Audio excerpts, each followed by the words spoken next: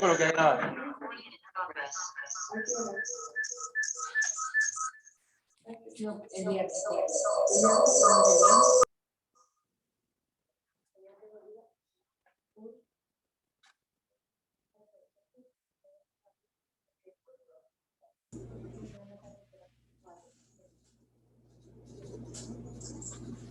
Ok, ¿cómo están? Buenas tardes, bienvenidos. Una pregunta, allí pueden ver tanto el libro como mi cámara, o solo el libro.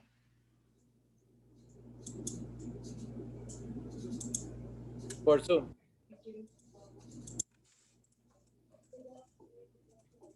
Aló. Ahorita no se puede ver nada. No se ve nada, profe. Ok, déjame ver algo.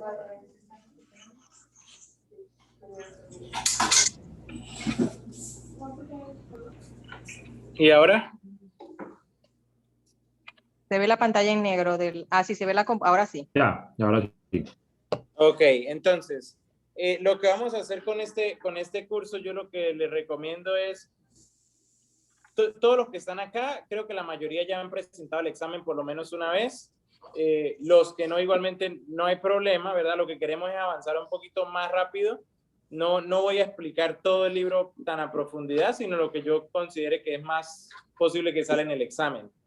¿De acuerdo? La idea es que de aquí a 15, 20 días, todos los que están en esta clase puedan estar presentando nuevamente y pasando el examen. Entonces, lo único que yo les quiero pedir, lo voy a hacer, no sé cuántos días vaya a tomar, ¿verdad? Espero que esto no tome más de 2 semanas. Pero lo único que yo voy a colocar, y como no se lo había dicho antes, pues no lo comenzamos el día de hoy, pero yo voy a estar todos los días antes de la 1, como a 10 minutos para la 1 ya listo, para la 1 empezar. Y a la 1 voy a cerrar la sala, tanto para los de Zoom como para los que estén acá presencial. Entonces, si no alcanzan a llegar a la 1, no van a poder entrar a la clase. Entonces, ¿para qué? Para respetarlo y que sea de 1 a 3, ¿de acuerdo? Si después de las 3 vemos que el capítulo falta poco o algo y podemos extenderlo un poquito más, no hay problema, pero empezar a la 1. ¿Están de acuerdo? De acuerdo. Ok, entonces, como lo quiero hacer es básicamente ir avanzando en el contenido, y si tienen preguntas las vamos haciendo de una vez, porque las preguntas que tiene uno las pueden tener varios. Entonces, ya para aprovechar y arrancar de una vez, vamos a comenzar con algo que quiero decirle a todos los que ya han presentado, ¿verdad? Porque es algo que nos ha pasado varias veces. El orden de los capítulos en el examen, cuando ustedes ven el score, cuando ven el puntaje, si no pasaron, no es el mismo que está en el libro. Entonces, cuando le dan el reporte del examen, si no pasaron, dice, por ejemplo, el capítulo 1 muy bajo, pero en el libro es el capítulo 2. Entonces ya nos ha pasado con personas, que no voy a nombrar, que salieron bajo en el capítulo 2, lo estudiaron nuevamente, pero ese realmente en el libro es el capítulo 1. Y en el que tenían que estudiar más era en el 1. Entonces revisen eso porque le puede estar pasando a varias personas. En el libro, el primer capítulo por el que vamos a empezar es conocer los productos y los riesgos, ¿verdad? Este es un capítulo que tiene muchas preguntas, creo que más de 30 preguntas en el examen, 33 preguntas en el examen, ¿de cuántas? De 85. 33 de 85, es casi que el 40% del examen es este capítulo. Lo primero que vamos, déjame ver si ya está grabando. Iván, ¿tú puedes ver si ya está grabando? Ahí aparece, ¿o no? Sí, ya está grabando. Ok, entonces, primero vamos a ver qué es lo que, los objetivos que hay que aprender. Lo más importante es definir qué es un security, ¿verdad? Esa es la página 19, creo. Más abajo, ahí. Un poquito más abajo. Ahí. Entonces, definir qué es un security. Conocer los dos tipos principales de securities. ¿Qué es un security? Básicamente es todo lo que se puede invertir, ¿de acuerdo? Ya lo vamos a definir. Lo primero es, ¿qué es un security? Es un activo intangible, ¿verdad? En el que una persona que una persona lo puede comprar, vender o regalar entre otras personas, ¿de acuerdo? Este puede estar representado en un certificado de papel o solamente a nivel electrónico, ¿de acuerdo? Antes, en los tiempos de antes, un security, tú comprabas un security, invertías en una compañía y te daban un certificado en papel, una hoja como un billete, ¿de acuerdo? El cual luego podías cambiar por dinero. Ahora, a nivel electrónico se guarda toda esa información. Para el tema de este examen, ¿verdad? Hay algo que nos pueden nombrar y son los commodities, se llama, bienes de uso común. Estos commodities son normalmente bienes tangibles, ¿verdad? Bienes como oro, acá dice los ejemplos son, por ejemplo, jugo de naranja, gasolina, bienes tangibles. Y aunque es un activo que tiene un mercado para invertir, ¿verdad? No se conocen como securities para este examen. Entonces, commodities no son un security para finalidades de este examen. Entonces, en general, lo único que tenemos que saber para que algo sea un security o una inversión, tiene que cumplir estas cuatro características, ¿verdad? Lo primero es que es algo en el que se invierte a cambio de dinero. Para tú poder tener un security tienes que dar dinero, tienes que pagar, ¿verdad? En una compañía en común, ¿cierto? No es en un bien, es en una compañía con la espera de generar ganancia. La única razón para que algo se llame una inversión es invertir un dinero en una compañía para generar ganancia a través de los esfuerzos de alguien más. No es trabajo que uno tiene que hacer, es a través de los esfuerzos de terceros, ¿de acuerdo? Hay 3 pasos. 4. Los 4 puntos son. Es una inversión de dinero.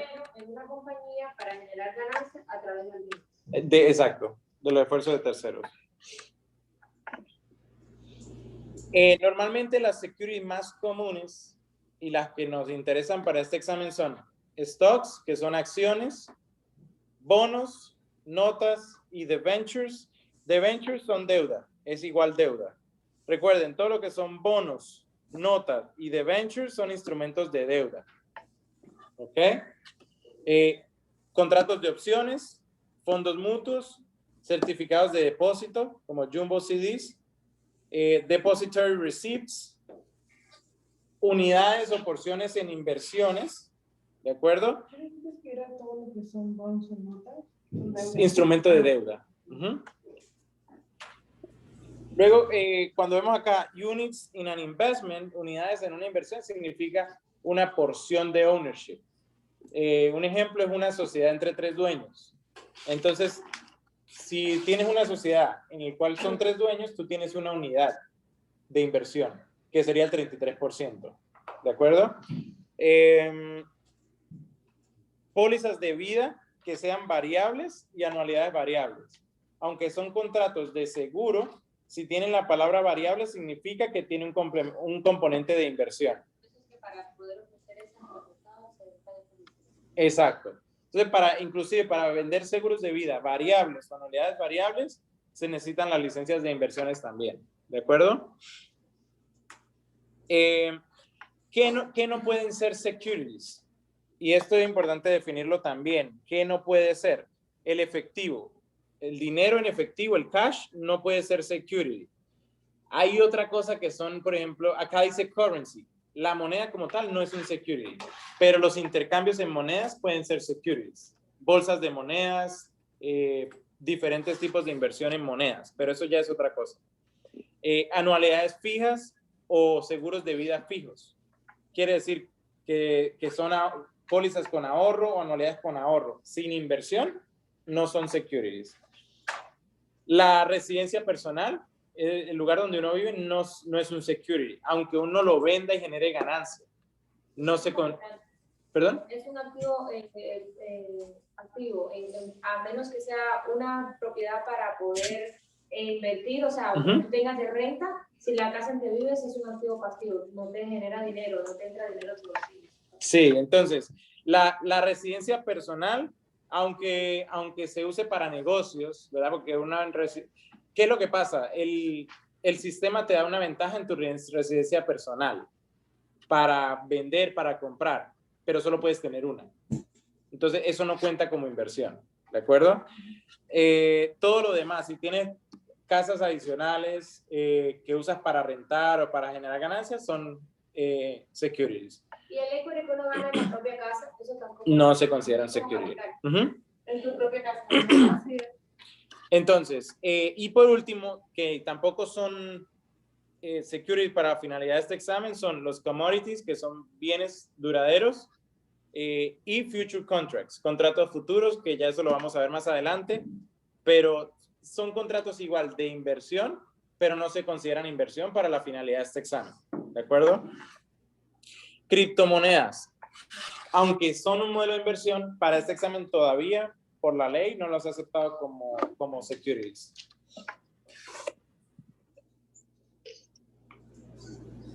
Actualmente la ley, el SEC, lo considera como un commodity a las criptomonedas, o todavía no.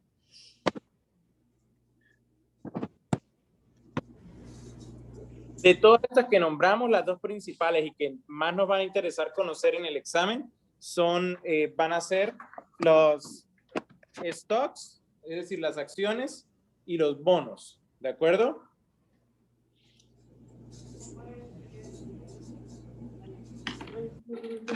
Tranquilo. Entonces, acciones y los bonos. Acá vienen algunas, como un checkpoint. Lo que vamos a hacer es, cada quien ya en su tiempo, luego al final de la clase, hacer quizzes de lo que vimos el día, ¿de acuerdo? Pero vamos a revisar básicamente. La primera pregunta dice, todos los siguientes se consideran securities, excepto US Minted Gold Coin. Ya sabemos que las monedas no son securities, entonces la A. La B sí es un security porque son acciones comunes. La C, también contratos de puts, que son opciones también. Y bonos del tesoro también son securities. La segunda, otro término para acciones y bonos es equity and debt. Recuerden, las acciones es equity, ¿ok? Equity se traduce a patrimonio, ¿de acuerdo? Equity se traduce a patrimonio y debt es deuda. Entonces, los stocks es invertir en patrimonio, ¿verdad? En los bonos es invertir en deuda, ¿de acuerdo? Por último, la tercera pregunta dice, ¿cuál? Stocks es invertir en deuda. En patrimonio. No, en patrimonio. Stocks es invertir en patrimonio. Tercero, ¿cuál de los siguientes no es un security que un inversor puede comprar? La A, sí se puede comprar, que son acciones comunes. La B, deuda de esa compañía también. C, Bitcoin no. La C sería la que no se puede invertir. Por ahora, como security. Obviamente que se puede invertir. Yo no quiero que confundan la práctica con lo del examen. Nos interesa lo del examen. Ok. Entonces, lo primero que vamos a ver es las acciones comunes o common stock. ¿De acuerdo? El common stock tiene unas características muy simples, pero básicamente las acciones comunes le permiten a una persona, gracias, invertir en una compañía, comprar una porción de una compañía a cambio de dinero.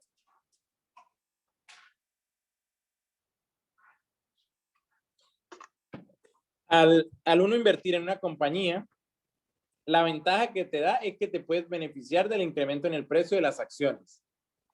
Esa es la ventaja principal. Apreciación de capital, ganancia de capital. Pero también compartir dividendos. Entonces, los stocks, recuerden siempre que pueden generarnos ingresos de dos maneras. Apreciación de capital y dividendos. La apreciación de capital básicamente es cuando tú compras una acción en un precio y luego la vendes en otro precio mayor. Esa diferencia es ganancia capital. Exacto. Entonces, esos son ganancias o pérdidas capitales. Luego, los dividendos es cuando una compañía hace ventas, ¿verdad? Supongamos Coca-Cola, vende productos todo el año y luego de las ventas, menos los gastos, costos y todo, quedan unas ganancias netas. Luego de pagar todas esas ganancias que se dividen entre los accionistas son dividendos. O sea, sería un dinero también que generó esa compañía, que lo ganó, y ¿por qué los venden? ¿Por qué los hace? ¿Por qué esos dividendos los reparten entre quién? Entre los que son los Entre los accionistas. Sí. Dividendos es una manera en que se puede generar ingreso adicional. Supongamos esto, una compañía vende $1 millón en producto y entre sueldos, salarios, materiales, todo gastaron 500,000. O sea que ganancia neta de la venta fueron 500,000, ¿cierto? La junta directiva puede decidir con esa ganancia pagar dividendos o reinvertirlo en crecimiento o en muchas cosas. O sea que el dividendo no es obligatorio. El dividendo es opcional. ¿Ok? Veamos. Ok, además de lo que ya nombré, que son las dos posibilidades de ganar dinero, también eso le da al inversionista un derecho a voto, que es una de las mayores ventajas de ser accionista común, ¿verdad? Es de common stock. Derecho a voto en las decisiones más importantes de la corporación. Los preferentes solamente son como preferentes en el momento de la dividendos. Exacto. Sí, entonces acá preguntan la diferencia entre los preferidos, preferred stock y common stock, que lo vamos a ver ahorita, pero sí en cuanto al dividendo solamente. Este ejemplo nos dice, si una corporación emite 100 acciones de stock, de acciones, 100 acciones, cada acción, es decir, una compañía nueva, se abre y se saca al público con 100 acciones. Quiere decir que cada acción representa el 1% de esa compañía. Si yo compro las 100 acciones, pues soy el dueño de la compañía. Pero si dividimos entre muchas personas, ¿verdad? Cada uno compra 10, entonces cada uno tiene el 10% de la compañía. ¿De acuerdo? Entonces, las acciones comunes, hay diferentes tipos de acciones comunes dependiendo de en qué fase del proceso estén. ¿De acuerdo? Primero están las acciones autorizadas. Entonces, de todo este concepto que dice acá, lo importante es que las acciones autorizadas, lo que significa es lo máximo que una compañía puede emitir. Esa regla se crea en el momento de la fundación de la compañía. Entonces, cuando se crea una compañía y se va a hacer pública, la junta directiva decide, bueno, esta compañía va a tener un máximo de acciones para emitir de 10 millones. Eso es el autorizado. Pueden comenzar con 1 millón solamente, no tienen que emitirlas todas. Pero el autorizado es lo que permite los libros mayores de una compañía. Eso no se puede cambiar a menos que se haga una reforma completa de la compañía. ¿De acuerdo? Entonces, el autorizado es lo máximo que puede crear una compañía en toda su vida. ¿De acuerdo? Esto se llama, donde se define esto, se llaman corporate chapters.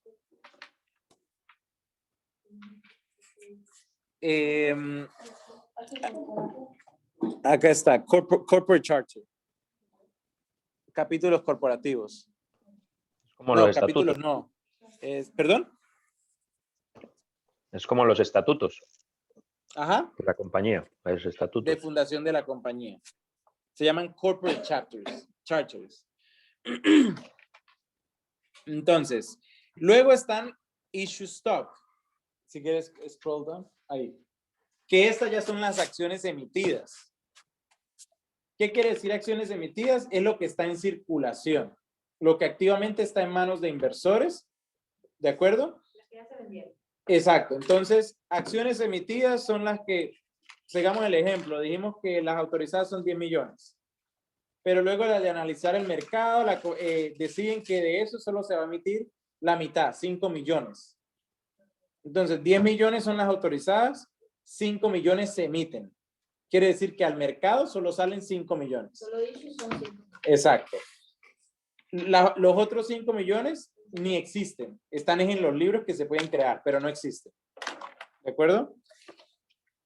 Entonces, las acciones emitidas, que son los issue stock, normalmente se crean para aumentar capital, para expandir el negocio, para pagar dividendos en stocks, ¿verdad? O para intercambiar acciones comunes por los bonos o acciones preferibles que son convertibles en el futuro. Entonces, todas las compañías deben guardar acciones autorizadas sin emitir. ¿Esos son también que nos pagan los accionistas? Es, por ejemplo, como en Pramérica, cuando nos promovemos a vicepresidentes, nos dan unas cantidades de acciones. Entonces, no nos la pueden dar quitándosela a otro, sino que de las autorizadas emiten más. ¿De acuerdo? ¿Qué pasa si una compañía se le acaban esas autorizadas? O eso se escribe. Ese es el límite. No se puede hacer más. Se acaban y ya. Se acaban. Hay que hacerse el rápido porque se van a acabar las Se acaban porque a menos que se cambien los corporate chapters, pero eso es algo muy difícil. ¿Qué dijiste? Sí, pero no se pueden seguir emitiendo más. Los estatutos corporativos. Ok, entonces, issue stock ya lo vimos. Todas las acciones emitidas que están ya en circulación, ¿de acuerdo? Algo diferente acá, porque me fijé del outstanding stock, lo que les nombré de que lo que está en manos de los inversores es el outstanding stock, el siguiente. ¿Ok? El issue es lo que está tanto en manos de inversores como está también en la tesorería de la compañía. Salieron ya de lo que es el cúmulo general, ya salieron de ahí, ya no están guardaditas. O sea, están emitidas, ya se crearon. Porque el proceso es, las autorizadas existen en teoría, ¿verdad? En los capítulos dice que pueden haber 10 millones, pero no existen 10 millones. De esos se emiten 5. Entonces, issue stock son esos 5 millones. Digamos que de esos 5 millones, 4 millones lo compran inversores. Esos son los outstanding. Esos 4 millones son los outstanding stock. Es decir, acciones que han sido emitidas y que están en manos de inversores. Muchas veces pensaríamos, bueno, entonces el outstanding stock sería lo mismo del issue stock. La diferencia es que en las acciones emitidas pueden haber quedado acciones en tesorería de la compañía. No se han vendido a inversores. ¿De acuerdo? Es en outstanding. Las que se pueden quedar en mano de la tesorería. En issue stock. Para que vean unas fórmulas. Issue stock va a ser igual outstanding stock más el treasury stock. Entonces, si lo ven como una fórmula, sería acciones emitidas va a ser igual al total de outstanding stock, es decir, acciones en circulación más acciones en tesorería. ¿Sí tiene sentido así? Ok. Por Zoom, ¿alguien tiene alguna duda o pregunta hasta este momento? No, muy claro. Ok, entonces, ya sabemos outstanding en manos de inversionistas, acciones en tesorería, es que están guardadas en la compañía. Ok. Luego vamos a ver, existen normalmente 4 tipos de acciones comunes, ¿de acuerdo? Se pueden clasificar de acuerdo al tamaño de la corporación, ¿de acuerdo? Para finalidades de las inversiones. Yo tengo una duda. O sea, eso de large, middle y small, esos son esas mismas, o sea, son los tamaños que podrían tener una issue, una treasury, una outstanding, cualquiera de esas, ¿cierto? Sí, bueno, depende de la compañía. Sí, claro, pero es para esos mismos, o sea, es la clasificación que se le dan a esas que están arriba, ¿verdad? Sí. Entonces, los tipos de acciones comunes, dependiendo del tamaño de la corporación, esto es para definir cuáles compañías se consideran pequeñas, medianas o grandes empresas. ¿De acuerdo? ¿De qué depende esto? Depende de la capitalización de cada compañía. Entonces, lo primero son las large cap stocks. Compañías gigantescas de más de $10 billones en activos, en assets, ¿verdad? Veamos. Se conocen también como blue chip stocks. ¿Ok? Para que tengan para que en la práctica las large cap stocks, ¿verdad? Son compañías que valen más de 10 billones de dólares. De 10 billones para arriba. ¿Ok? Luego están los mid cap, que son compañías medianas. La capitalización de estas compañías medianas van entre 2 billones a 10 billones.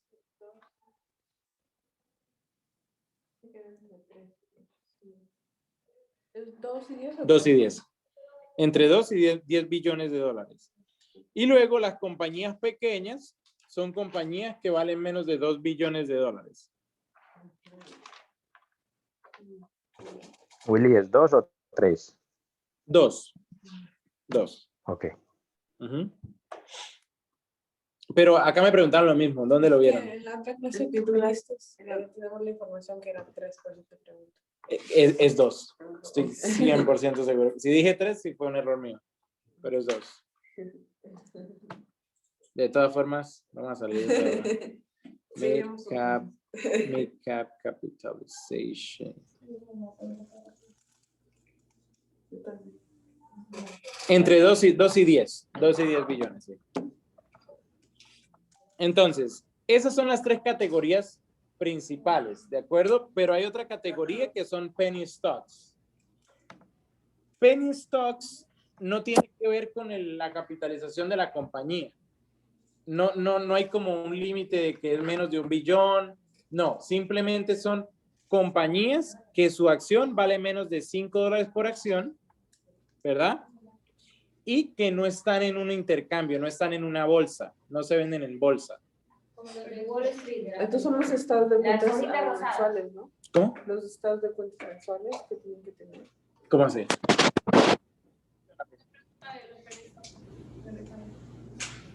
¿Cómo? ¿Te salieron preguntas? En los dos exámenes me salieron preguntas de permiso. Sí, tal vez de cómo el proceso para poder comprar y todo eso de las cuentas, porque tiene regulaciones adicionales. Sí, y algo de los que tengan que ser más de $5. Ya. Entonces, otra cosa importante, y esto ya le sirve para la práctica. Mientras más capitalización tiene una compañía, su crecimiento es más estable, menos volatilidad. Mientras más pequeña la capitalización, más volatilidad. Y volatilidad significa... Volatilidad es movimiento en el valor de la acción. Quiere decir que, por ejemplo, las compañías de capitalización baja tienen más riesgo que las de capitalización alta. Por lo tanto, a mayor riesgo, mayor oportunidad de ganar dinero también, mayor oportunidad de ganancia. Eso va de la mano. De los penny stocks, las 2 reglas para que un stock sea penny stock es que valga menos de $5 por acción y que no se pueda comprar en un intercambio, en un exchange, que es una bolsa. ¿De acuerdo? Sino que estos creo que se intercambian OTC, over the counter. Déjame ver. Ok, son altamente especulativas, es decir, mucha volatilidad también. Para los que vieron la película El Lobo de Wall Street, es donde cuando él llegó a la compañía pequeñita y hacía la llamada y le explicaban que se ganaba un 50% de comisión. Por eso es tan peligroso, porque es que las comisiones son muy altas, no se sabe muy bien en qué se está invirtiendo muchas veces, son compañías que ni existen. Entonces, hay shelf companies, compañías de armario, le dicen. Se crean en los libros, se registran, pero no hay nada. Y las venden como penny stocks. Pero ¿y cómo tú puedes saber eso entonces? Hay gente que invierte en eso. Sin saber, así nomás. Entonces, ¿por qué? Porque es que igual hay muchísimas compañías buenas que transan como penny stocks. Pero que tal vez no llegan a los billones de dólares todavía. Y se especulan como que se tienen millones. No. Se especulan como un proyecto a largo plazo. Algo que yo te llamo, Hani, mira, esto está comenzando, ahorita no vale nada, pero nos podemos hacer millonarios. Y puede ser. Ujú. Entonces, para el examen importante, las reglas de cold calling, que es, esto es para prevenir todo eso que pasa en esa película. Antes se hacía a lo loco y ahorita hay muchas regulaciones. Reglas de llamada a personas en frío, ¿verdad? En listas de llamadas, por ejemplo.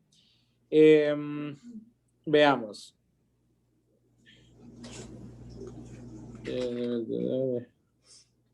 Ok, entonces lo primero es que para poder ofrecer estos penny stocks se debe demostrar suitability, es decir, que es una inversión recomendable para el perfil de un inversor. ¿De acuerdo? Eso es lo primero. De acuerdo a los objetivos de ese inversor. El cliente debe firmar, ¿verdad? Con firma y fecha, el suitability statement. Antes de que de una transacción pueda comenzarse. El broker dealer también debe explicar y dejar claro en papel, por escrito, el nombre del penny stock que se está vendiendo, la cantidad de acciones que se van a vender, la cuota actual, es decir, el precio al que se está vendiendo, y la cantidad de comisión que el representante y la firma va a ganar. Esto es para dar regulación y claridad a toda esta parte, ¿no? Veamos. Ok, una vez que un cliente ya se establece como un cliente que puede hacer transacciones en penny stocks, estos clientes se convierten en exentos del suitability statement. ¿Ok? ¿Cómo se comprueba que un cliente es exento y ya se conoce como cliente establecido? Es un cliente que ha mantenido la cuenta por lo menos un año, ¿ok? O que ha hecho por lo menos 3 transacciones de penny stocks de diferentes emisores en días diferentes. Ya ahí se considera que es una persona que conoce el tema y se le da libertad. Ok, también importante, transacciones no solicitadas. Todas esas regulaciones que les dije antes es para transacciones solicitadas por parte de la gente. Es decir, si tú llamas a ofrecerle a alguien. Pero si ustedes me llaman y me dicen quiero comprar, somos exentos de todas esas regulaciones. No hay que probar nada. Willy, disculpa, una pregunta. Adelante. Cuando dices 3 transacciones diferentes en 3 días diferentes, ¿te refieres a 9 transacciones en totales o 3 transacciones? No, 3 transacciones en total. Ok, gracias. Solo que no se hayan hecho en el mismo día. Claro, ya. Gracias. Las condiciones de las 3 son que sea personas diferentes y en días diferentes. Entonces, luego los dividendos en acciones comunes. Recuerden que las ventajas de las acciones comunes es derecho a voto, apreciación de capital y dividendos, ¿verdad?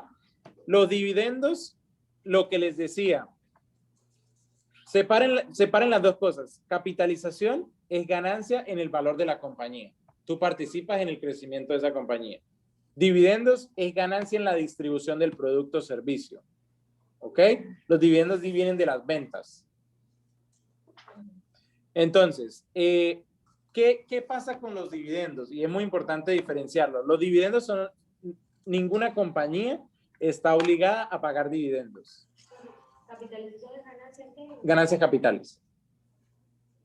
Entonces, aunque una compañía haga millones de dólares en ventas, la junta directiva es la que decide si ese dinero o se reinvierte, o se da en dividendos, o se distribuye en un porcentaje para cada lado.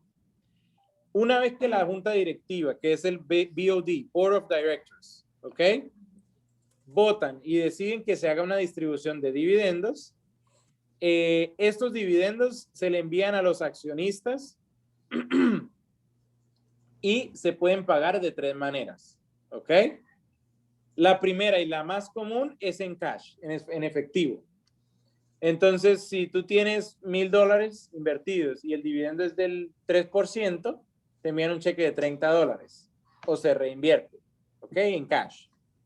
Esa es la más fácil. Luego, ¿El inversionista puede decidir cómo quiere que reciba sus dividendos? no. Lo declara la junta directiva. La otra opción es dividendos en acciones. Quiere decir, hagamos el mismo ejemplo. La persona tiene $1,000 invertidos. Cada acción vale $1. O sea que tiene 1,000 acciones. Declaran un 3% de dividendo, entonces le dan 30 acciones adicionales. No le dan dinero, sino que le dan más acciones. ¿Ok? ¿Qué es la diferencia a nivel de taxes? Que es muy importante, y esto creo que lo preguntan, es cómo taxan los dividendos. Es decir, cómo se incluyen en la declaración de taxes de ese inversionista. Los dividendos en cash se declaran inmediatamente, en el año en que se reciben. Los dividendos en stocks, ¿verdad? Como es un dinero que tú no has recibido, realmente tú no recibiste dinero, no se registran como ingreso en ese año, sino que se ajusta el cost basis, que es el costo promedio de las acciones. Eso ya vamos a ver un ejemplo. Creo que aquí, déjame ver si muestra un ejemplo. ¿Solo de las que se realicen en el momento o del total de acciones que se? No, del total. Ok, mira, este ejemplo explica perfectamente que es este de acá. Si quieres bajar un poquito, Anto. Vale, Ale. Me confundí, no se cambiaron de puesto, ¿no? Ok, miren esto. Un inversor compra 200 acciones de XYZ a $60 por acción. Por lo tanto, eso le costó $12,000, ¿cierto? Si XYZ, si se declara un dividendo de 20%, en cash serían 2,400. ¿Estamos de acuerdo? ¿Sí o no? Ok. Supongamos que invertiste Sí. 12,000 y la compañía declara un dividendo del 20% de ese dinero. O sea que si es en cash, te envían un cheque por ese dinero. Son el 20% de 12,000, 2,400, ¿cierto? Pero cuando es en acciones, lo que hacen es que se multiplica el número de acciones por el 20%. Son 40. Entonces, esa persona pasa de tener 200 acciones a tener 240. ¿Qué pasa? No recibiste ningún ingreso. ¿Cuánto te costaron las acciones inicialmente? Cada una. 60. $60, ¿cierto? ¿Cómo hace el IRS para cobrarnos eso que no hemos vendido? Lo que hace es que ajustan el costo de las acciones. Lo baja. ¿Cómo lo hacen? Dividen los 12,000, que fue lo que pagaste, entre la nueva cantidad de acciones, que son 240. Entonces te va a sobrar, te va a hacer taxes sobre $50 por cada acción que tengas. Exacto. Entonces, ¿qué quiere decir eso? 12,000 entre 240. Ahora el cost basis es eso, el costo de cada acción. Te costaron 60. A mí me salió esa pregunta.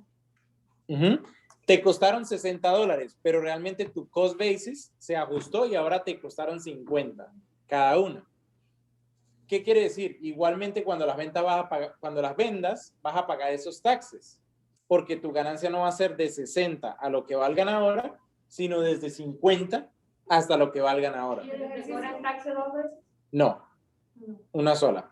El ejercicio que a mí me salió decía era que la señora tal había tenido tantas acciones. Llegó el mes, el año siguiente tuvo una ganancia y le dieron unas acciones. Ahora las quiere, pero las voy a comprar en 60. Entonces, como que las otras, no sé cuánto. Y ahorita las quiere vender y quería saber cuánto es el cost basis. El cost basis. Sí, por ejemplo, les enseño algo. Le dieron un stock dividend, ¿verdad? Al siguiente mes. Básicamente, encuentras en la nueva cantidad de acciones que tenga. Supongamos que comenzó con 200, pero le dieron 40 más. Entonces, los 12,000 que pagó, el costo va a seguir siendo el mismo, lo que ella realmente pagó. Oh, entonces le sumo a las que tenía, lo que tenía y lo divido entre lo que ella pagó. Exacto. Y ese es el cost basis. Lo que ella pagó entre el total de acciones nuevas. Pero eso es cuando la compro como dividendo. Si yo la compro, yo compré ahora 200 acciones y mañana voy a comprar 200 acciones más. ¿Cómo me las taxan cuando las venda o como el cost basis? No, ahí no influye. Mire, la pregunta que hacen aquí es muy buena. Dicen, ok, eso es cuando es un stock dividend, pero ¿qué tal si compro 200 este mes y el mes siguiente compro de 200, pero más baratas o más caras, ¿verdad? Ahí esos lots son como lotes, no se mezclan nunca, se mantienen por separado. Entonces las que compraste en 60 y las vendes, se van ellas. Y las que compraste en otro precio son lotes separados, no se mezclan. Lo único que se mezclan es cuando son stock dividends. Porque es como algo que te regalaron o algo que tú no vas a invertir otra vez ese dinero, sino que la misma ganancia tuya va a incluir más acciones que pueden seguir creciendo. Sí, yo lo que quiero acá es que entiendan la lógica de por qué se ajusta el cost basis. Básicamente es para igual taxar esa ganancia. ¿De acuerdo? La ganancia es mayor. ¿Alguien tiene alguna pregunta? Ya que no es cash, no puedes sacar taxes, entonces lo sacas. Entonces, los 2,000, entonces, ¿aquí cuánto es que ella va a pagar de taxes? Aquí, No sabemos porque no sabemos en cuándo las va a vender más adelante. Pero la ganancia es mayor, ¿cierto, Willy? Sí, la ganancia va a ser mayor. Porque Porque ahora vale. Supongamos que pagaste 60 y la vendes en 100, te ganaste 40. Pagas taxes sobre 40.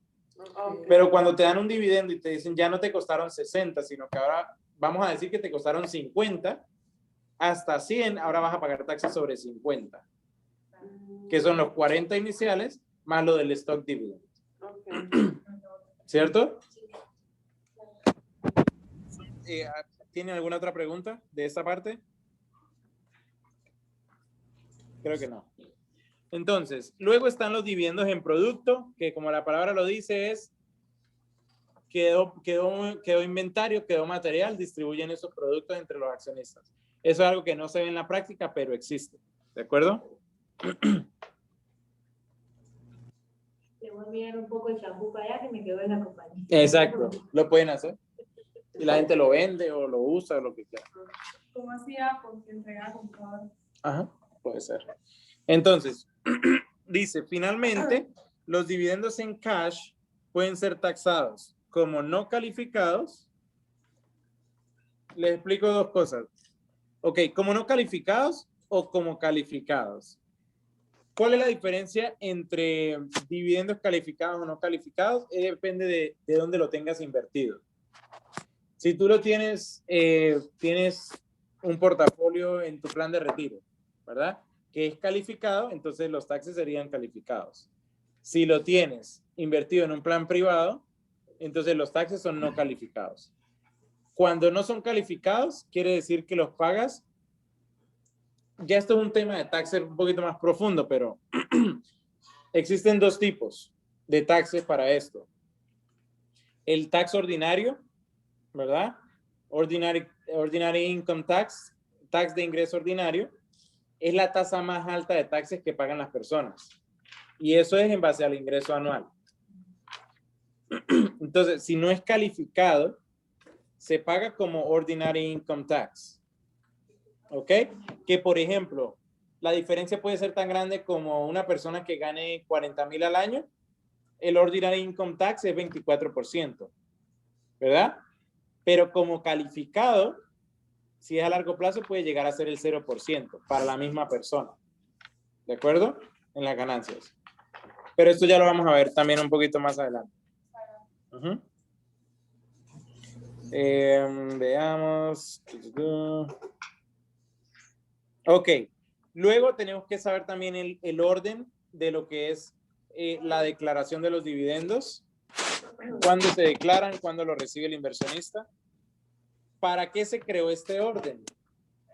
Antes pasaba que cuando se declaraba dividendos en una compañía, por ejemplo, hoy, ¿verdad? Y no se paga hasta 3 días después. Entonces, la bolsa se volvía una locura y la gente empezaba a comprar hoy para tener acceso a los dividendos. Para eliminar eso se creó este orden. Entonces, lo que dice este orden básicamente es que cuando se declara, ¿verdad? Vamos a ver, el primero se declara un dividendo, ¿verdad? La fecha de declaración. Supongamos que la fecha de declaración es el día de hoy. Es cuando la junta directiva aprueba el pago del dividendo. ¿Ok? Eso se conoce como la fecha de declaración. En ese mismo instante, la junta también va a designar la fecha de pago y la fecha de récord. ¿De acuerdo? Que como sigue. Entonces, supongamos que hoy se declara y la junta directiva dice, hoy es ¿qué? Hoy es... Ya está listo. ¿Qué día es Va a hoy? pagar el día 5. Ok, hoy es junio 16. Entonces, junio 16 sería el declaration date. Decimos, el record date es cuando queda en récord que se pagó, en teoría. Entonces, digamos que no la ponemos el 16, sino 2 días después, el 18. Ese va a ser el record date. En el medio de esos dos está el ex-dividend date. El ex-dividend date es un día antes del record date. ¿Para qué sirve? Los que sean dueños de las acciones en el ex-dividend date son los que van a poder recibir el dividendo. ¿Qué se asegura con esto? Que si se declara hoy, ¿verdad? Los que estén de récord entre hoy y mañana no alcanzan digamos, a venderse o comprarse más, es el que reciben. Así se pague 10 días después. Entonces, el primer paso es que se declara, ¿cierto? No entendí nada. Ok, digamos que esta es la junta directiva, hoy declaramos que hay un dividendo para la compañía. Decidimos que la fecha de récord, es decir, fecha en la que quedan los libros, es una fecha. Supongamos que sea el mismo día, hoy. Pero no necesariamente tiene que ser el mismo día. Oye, No la necesariamente. fecha de récord es pasado mañana. Ok, ajá. No sé si pasado mañana puede ser, pero puede ser hoy o mañana. Sí, entonces definimos el record date, ¿verdad? Digamos que el dividendo queda en récord hoy mismo. ¿Quiénes van a recibir el dividendo? Los que hayan estado registrados en los libros como dueños de esas acciones el día antes del record date. Entonces, si el record date es hoy, aunque se declaró hoy, solo reciben los que tenían las acciones ayer. Para evitar eso, que no se compren o vendan solo por participar en un dividendo. Pero por lo menos William me dijo que me aprendiera como la... Iniciales. O sea, para aprenderme en el orden era DERP.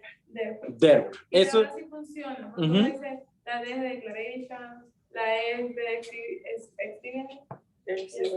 Sí, yo por ejemplo, para el examen, yo no me acuerdo mucho, pero yo me lo aprendí así como dice acá, DERP. Ese es el orden. DERP. Porque lo único que les van a preguntar es sobre el orden. Ajá.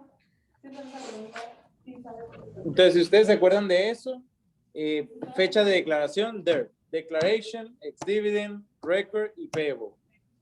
Payable day es el día en que se paga el dividendo, ¿ok?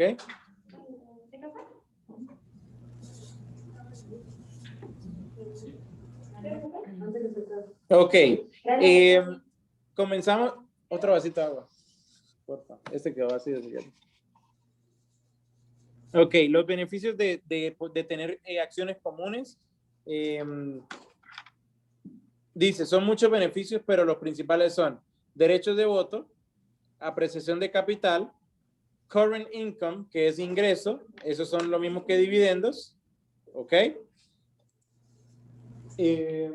Ajá. Sí, current income es dividendos, ¿ok? Y también la otra ventaja de invertir en acciones es que tu responsabilidad es limitada, ¿ok? ¿Qué quiere decir una responsabilidad limitada? Que aunque la compañía desaparezca, tenga deudas, tenga acreedores, tenga cosas que pagar, nunca van a ir contra tu patrimonio personal. Solo puedes perder hasta lo que invertiste. Ya lo vamos a ver más adelante, pero en la práctica, por ejemplo, uno puede crear una compañía individual, ¿verdad? Por ejemplo, una corporación. Y yo puedo invertir $100,000 en la corporación. Si se quiebra, va a la quiebra, la vendo y todavía quedo debiendo, me pueden quitar mis bienes personales, casa, carro, ingreso, todo. Pueden ir contra mis bienes. Beneficio de common stock es que lo máximo que puedes perder es lo que invertiste. ¿Ok?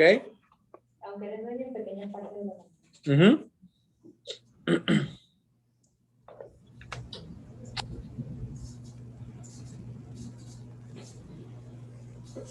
William, pero al final del día, ya cuando, por ejemplo, tú cuando haces inversiones, no ves mucho, o sea, ¿De esto? Sí, sí. Pues no tan teórico, pero hay muchas cosas que te van a ayudar. Ok.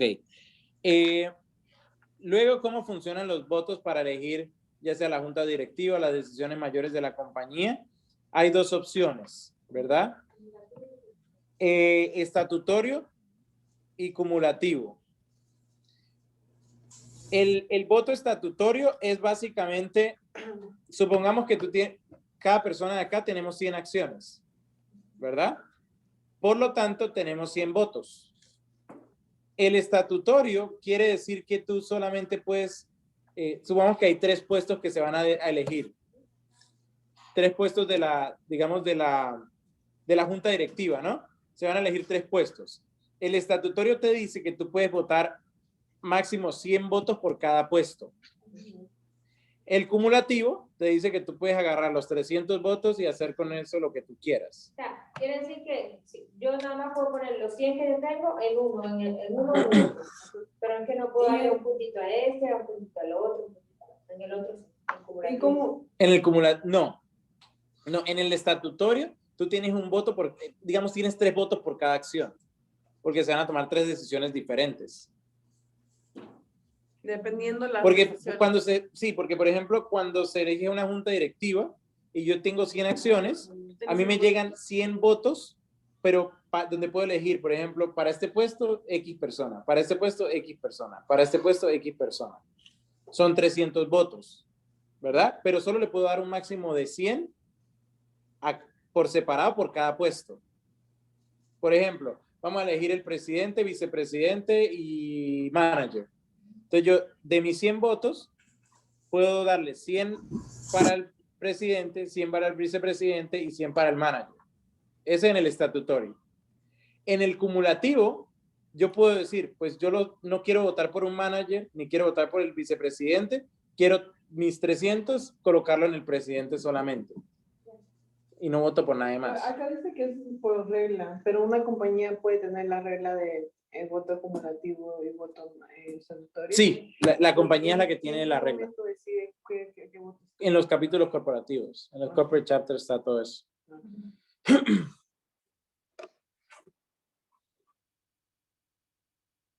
El ejemplo que está acá es el mismo. Si tú ves, son 3 asientos. Baja un poquito. Sí, pero ya entendí ahora, porque antes yo creía que era de otra manera. Sí, entonces asiento 1 tiene 100 votos. 100 votos para el asiento 2 y 100 para el asiento 3. En el acumulativo tú puedes decir, los distribuyo como quiera, inclusive al asiento 2 y al asiento 3 no pongo nada y elijo en el asiento 1 solamente.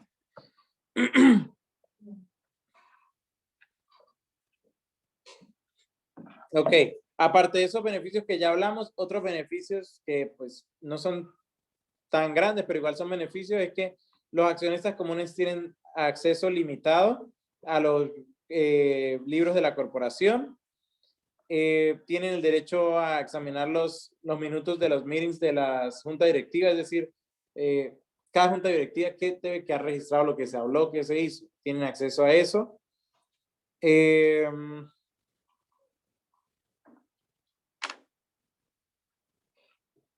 Eso básicamente serían los otros beneficios adicionales. Entonces, si los dividimos así, ya lo hablamos, no va a pasar de nuevo por esto, pero el primero sería crecimiento. Crecimiento son ganancias capitales. ¿Ok? Income, que ya vimos que son dividendos a los stockholders. ¿Qué? ¿Los derechos? Las ventajas, las ventajas. Y luego la responsabilidad limitada, limited liability, que es que solo arriesga el monto invertido. ¿Ok? No pueden ir ni contra tus bienes personales ni nada. ¿Por qué razones incluiríamos acciones en un portafolio de clientes? Por potencial apreciación de capital, dividendos y protección contra la inflación. Si les preguntan, esto normalmente sale en los exámenes. Los riesgos de los instrumentos de deuda o instrumentos fijos, los riesgos más altos siempre va a ser el poder de compra, riesgo de inflación, todas las inversiones que sean fijas, como bonos, que pagan un cupón, como CDs, money markets, todo eso que son de renta fija, que es garantizado prácticamente, el riesgo siempre va a ser todo lo que tenga que ver con inflación o poder de compra. ¿Ok? Purchasing power risk, inflation risk, no me acuerdo ahorita otros. ¿Por qué? Porque las inversiones en stocks normalmente protegen contra inflación. Luego vamos a ver los riesgos. Riesgos de tener acciones comunes. El primero y el más fuerte es el riesgo de mercado. ¿Ok? El riesgo de mercado es que el valor de una compañía caiga, ¿verdad? Hasta cero. O sea que el riesgo es perder tu inversión.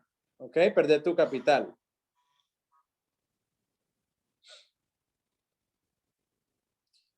Luego, otro riesgo que tienen los accionistas comunes es la disminución o eliminación del dividendo. ¿Qué quiere decir eso? Imaginen una persona que está llegando al retiro, acumuló $1 millón y se va a retirar. Al momento de uno retirarse, uno ya no invierte tanto en compañías de crecimiento, sino en compañías de dividendos, que le paguen un ingreso mensual. ¿Ok? El riesgo es que se invierta ese dinero y la compañía, supongamos que viene pagando un dividendo de 3% todos los meses, pero que en un momento, al invertir ese dinero, o disminuya o dejen de pagarlo. Porque recuerden que ninguna compañía está en obligación de pagar dividendos. No es garantizado. Entonces, eso es uno de los riesgos. Al final si quieren no se lo dan. Exacto. ¿Qué es lo que busca la gente? Hay muchas compañías que tienen track records, como que historial de pagar dividendos fijos por 30 años. Entonces, eso ya te da más estabilidad.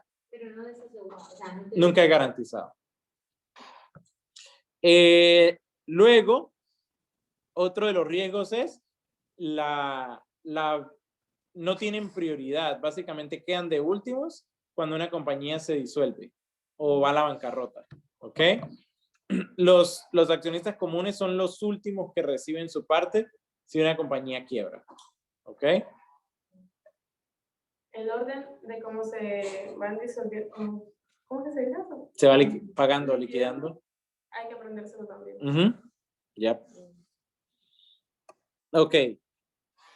Acá ya hacen algunas preguntas. Dice, ¿cuál de los siguientes va a requerir aprobación de los accionistas? La A, no, porque los dividendos lo declaran en la junta. Despedir el CEO. No, eso lo toma la junta directiva. Emplear un nuevo CFO, la junta directiva. Cambiar el nombre de la corporación, sí. Todo lo que esté en los corporate charters, para cambiarse tienen que elegirlo los accionistas. Segunda pregunta. La compañía O Big Company es un ¿cómo se dice la palabra? Manufacturer. Sí. Ok, digamos que es una compañía enlistada en el New York Stock Exchange y ha declarado un dividendo de $50 por acción pagable el siguiente mes. Esta compañía también tiene opciones disponibles, contratos de opciones disponibles para transar. La fecha de ex-dividend va a ser declarado por, básicamente, esta pregunta, todo lo que dice la pregunta es para confundirnos. O sea, nada nos dice nada importante. Realmente la fecha de ex-dividend la declara el Self-Regulatory Organization, que en ese caso creo que sería el New York Stock Exchange. Sí. Él es el self-regulatory. ¿Cómo? Él es el self-regulatory. Entonces, esto es importante. ¿Quién define el ex-dividend date? Siempre va a ser el exchange donde se transa esa acción. En este caso, Ahí dice New York. transan en el New York Stock Exchange. Está enlistado. Por lo tanto, lo declara el New York Stock Exchange. ¿Ok? La tercera es, ¿cuál de los siguientes securities normalmente podría proveer el mayor potencial para apreciación de capital. Preferred stock, no, porque es un instrumento de deuda. Treasury strips, no. Todo lo que tenga que ver con el tesoro es más fixed, es menos crecimiento, es algo más, como más fijo. Common stock, sí. Sería la C. Y bonos convertibles, esos también pueden generar, aunque es un bono, al ser convertible, se puede cambiar, se puede convertir en stock de la compañía. Por lo tanto, ese sería el segundo más que ofrecería apreciación de capital. Ok. Luego vamos a ver los que son los derechos, warrants. Ok. Primero los derechos de los stocks. El primero es los preemptive rights. Ok. Derechos preventivos. Básicamente, los preemptive rights es bien sencillo. Es el derecho que tienen los accionistas de que cuando se emiten nuevas acciones, ellos se les garantiza mantener un porcentaje de ownership. ¿Ok? ¿Qué quiere decir esto? Supongamos que nosotros acá en la sala tenemos una compañía. Todos somos dueños en partes iguales, ¿cierto? Entonces, esto se hace para evitar que, por ejemplo, si yo soy de la junta directiva y yo digo, bueno, vamos a emitir 1000 acciones más, ya tenemos 1000 entre todos. Emito 1000 acciones más y yo las compro todas y ahora yo soy el dueño mayoritario, tomo las decisiones y las saco a ustedes. Los preemptive rights lo que te da es que cada vez que se emiten nuevas acciones, a cada uno de nosotros nos llega una parte. Y si cada uno tiene el 20%, entonces de la nueva emisión nos garantizan que podemos comprar el 20% igual. Lo cual me garantizaría mantener mi porcentaje. ¿Sí queda claro? Eso es un derecho. Preemptive rights. Derecho preventivo. Esas son las diferencias entre derechos y las derechos.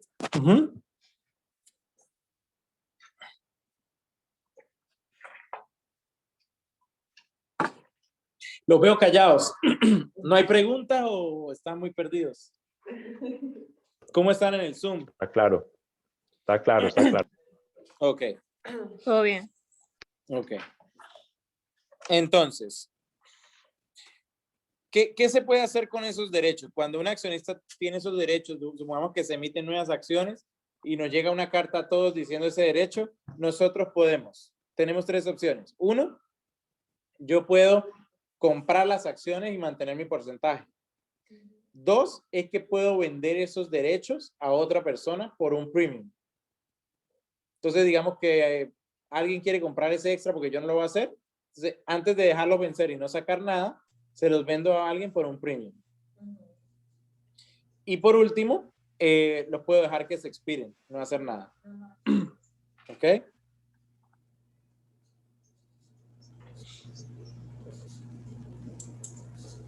Veamos el ejemplo, dice, esta compañía actualmente tiene 1 millón de acciones, ¿verdad? 1 millón de acciones. Las acciones cuestan $50 por acción. La compañía va a aumentar capital vendiendo 100,000 acciones adicionales. El derecho le permite a los accionistas comprar acciones de la nueva oferta. Ok, por 10 rights, 10 derechos y $48 por acción. Si este derecho se ejecuta, entonces la compañía va a recibir 4.8 millones, que sería $48 por 100,000 acciones. Y en este momento va a pasar a tener 1.100.000 acciones outstanding en circulación. ¿De acuerdo? Ok, pero es que eso me confunde. O sea, y si el accionista que está ahí es como que tiene la prioridad en comprarlas, pero si no las quiere, las puede comprar otro. Pero ese derecho solamente te le da la prioridad de que primero se las tienen que ofrecer a ellos y luego a los demás. Exacto.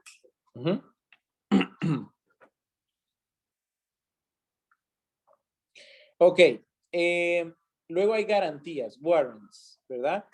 Los warrants son como incentivos que se dan a los inversores existentes, con lo cual se le garantiza que la persona que tiene esos warrants puede comprar más acciones de la compañía en una fecha futura a un precio específico. ¿De acuerdo? Normalmente ese precio específico va a ser más alto que el valor actual de mercado de la compañía, obviamente. Esto es importante, los derechos, los rights, son a corto plazo. Los warrants son normalmente a largo plazo. Los warrants son a largo plazo. No hay un tiempo ni nada. Sí, pero se definen cada warrant por diferente.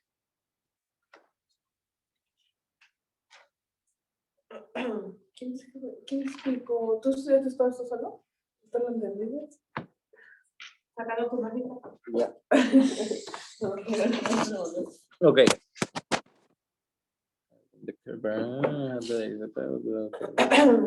Ok. Dice, los warrants también son usualmente ofrecidos al público como sweeteners, incentivos, un sweetener, ¿verdad? Un sweetener, sweetener. Como un endulzante, en conexión con otros securities, como por ejemplo bonos. Entonces, como un extra, personas que inviertan en deuda, compran bonos, entonces yo le doy warrants, que los puede ejecutar más adelante.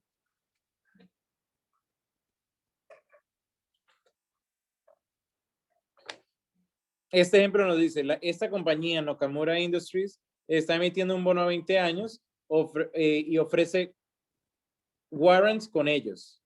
Los compradores del bono van a recibir 10 warrants con el bono. Nakamura Stock actualmente está a $50 por acción. Las warrants le permiten al inversor comprar las acciones de esta corporación a $75 por acción en cualquier momento antes de que expire el warrant en 15 años. ¿Ok?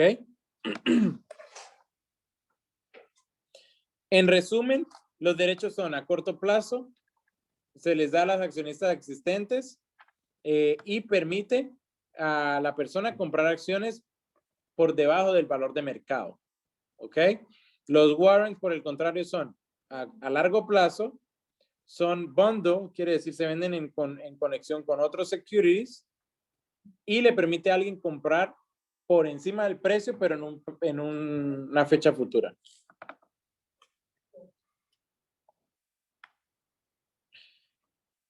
Luego viene la regla 144. Esta regla básicamente regula y pone restricciones en ciertas acciones, en la venta de ciertas acciones, ¿de acuerdo? Entonces, regla 144 pone como unas reglas para tú vender acciones en ciertas condiciones.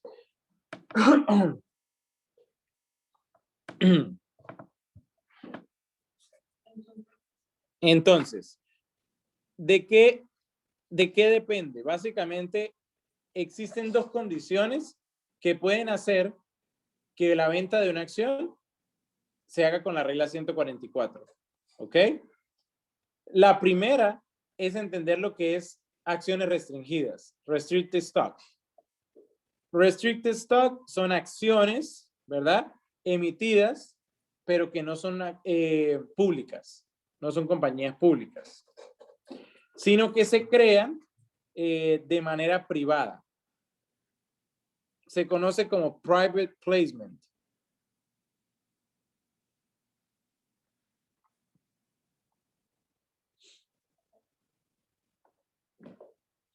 ¿Ok?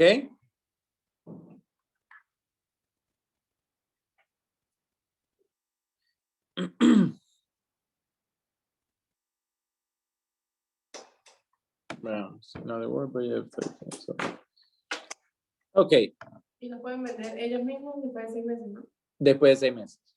Entonces, cuando hablemos de acciones restringidas, restricted stock, que cualquier acción que se crea de manera privada, no a través de oferta pública, ¿verdad? Oferta pública es que se abre a todo el mundo de inversores. Cualquier persona puede invertir.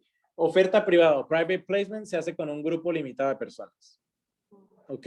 Se lo puede escoger ellos mismos. Cualquier alguien que lo escoja. Sí, exactamente. Entonces, si es una acción restringida porque es privada, entonces la persona, la regla 144 lo limita en el sentido de que la persona debe mantener esos stocks por lo menos 6 meses en su poder antes de poder venderlos.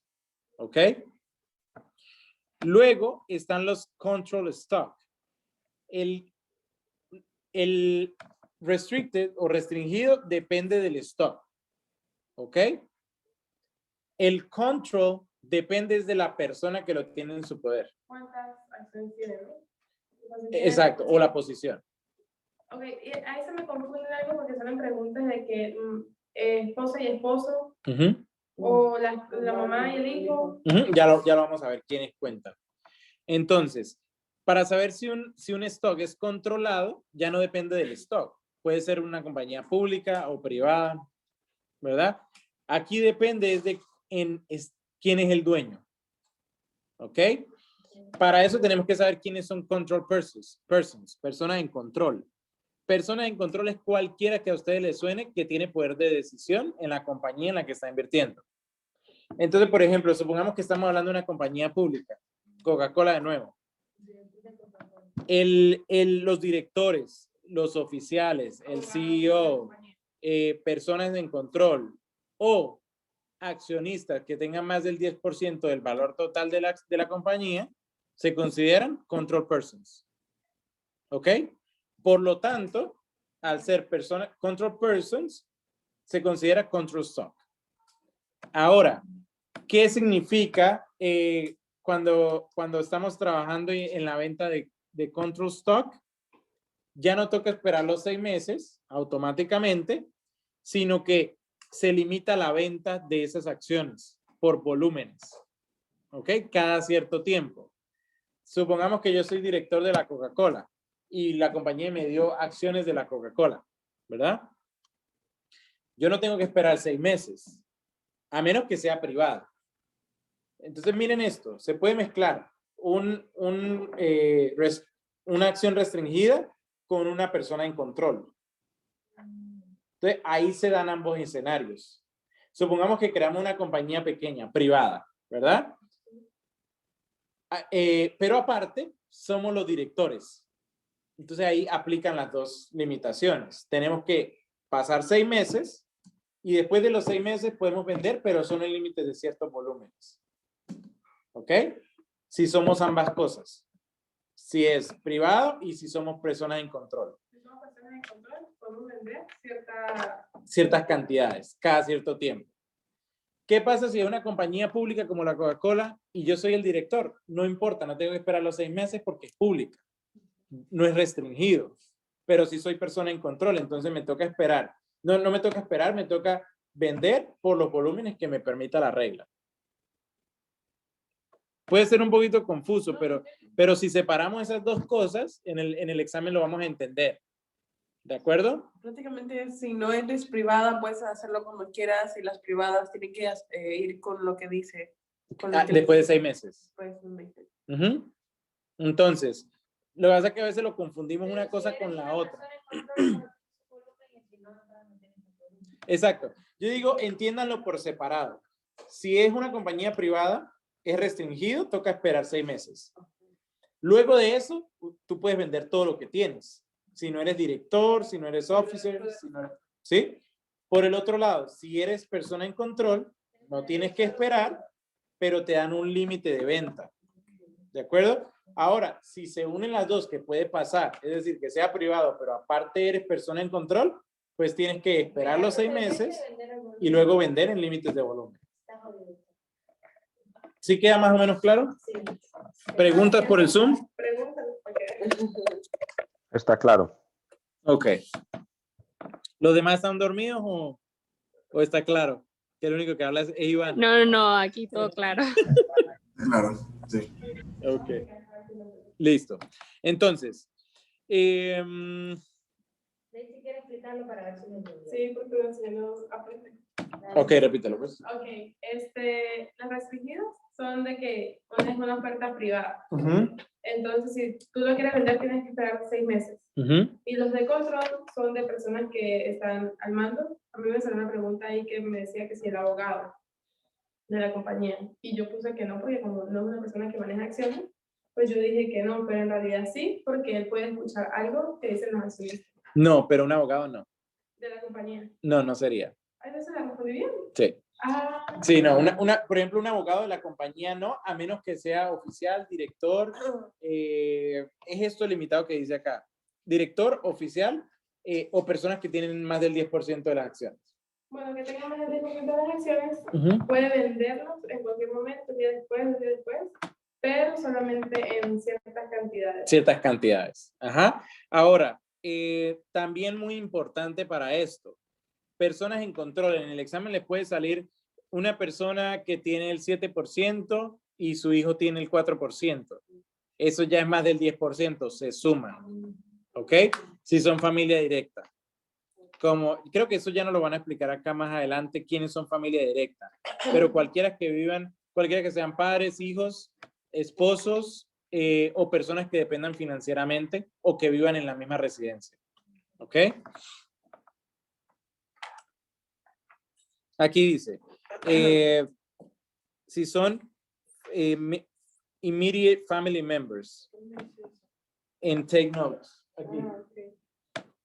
Si son immediate family members, se cuenta el total.